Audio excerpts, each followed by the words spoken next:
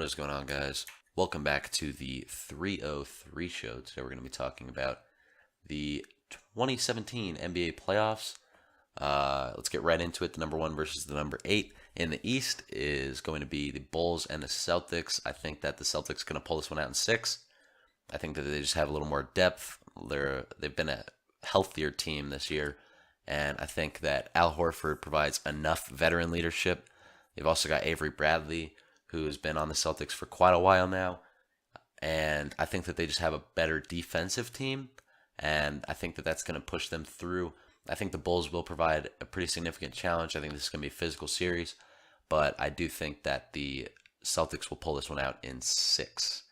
Moving on, we've got the Pacers and the Cavaliers. I'm going to go ahead and go Cavs in six. I think that Paul George, Miles Turner have been playing very well this year. They've got Lance Stevenson back now. I think that'll be fun to watch him play against LeBron again. Back when LeBron was playing for the Heat, and it was Pacers Heat every year. I think it'll be fun to watch Lance Stevenson go up against LeBron again. But the more important matchup is going to be Paul George and LeBron here. I'm going to say that the Cavs are going to pull this one out in six just because a little more playoff experience, a little more depth, and I think that they're just going to be able to overrun the Pacers here. Anyway, moving on, we've got the Bucks and the Raptors. I'm going to go with the Raptors in seven. I think this is going to be a very interesting series. I think it's going to go all the way to 7 games. And, the Greek Freak has been playing insanely well this year. Very talented, very unique player. And I think that he's going to be able to will his team to game seven. I don't think that they can pull it out in Toronto. But I do think that they'll be able to, push this one to seven. It'll definitely be the most interesting series in the East for me, at least. But anyway, moving on to the Hawks and the Raptors, or the Hawks and the Wizards, excuse me. Wizards, Hawks. I'm going to go with Wizards in seven. I think it could be 6 games. I don't think it'll be 5, but I think that the Wizards will pull this one out. Bradley Beal has been playing as well this year as he was playing last year, in my opinion, but he's playing very well. John Wall is playing very well. The team is playing better overall as a unit, I think, this year, which is why they've been playing a lot better. So I'm going to go with the Wizards in seven. I do think that the Hawks have very strong potential to maybe win this series. Dwight Howard now on the team, obviously, and this is the 4-5, so it's going to be the closest one. But I'm going to have to go with Wizards in seven. Anyway, moving on to the West, we've got the Warriors and the Blazers. I'm going to go with the Warriors in five. I think that Damian Lillard might be able to just will his team to a one win at home, maybe. But this is going to be a pretty clean series for the Warriors. They've got Kevin Durant back, so it shouldn't take too much effort. But then we've got the Spurs and the Grizzlies. I'm going to have to go with the Spurs on this one, obviously. I think that the Spurs are the only real threat to the Warriors this year.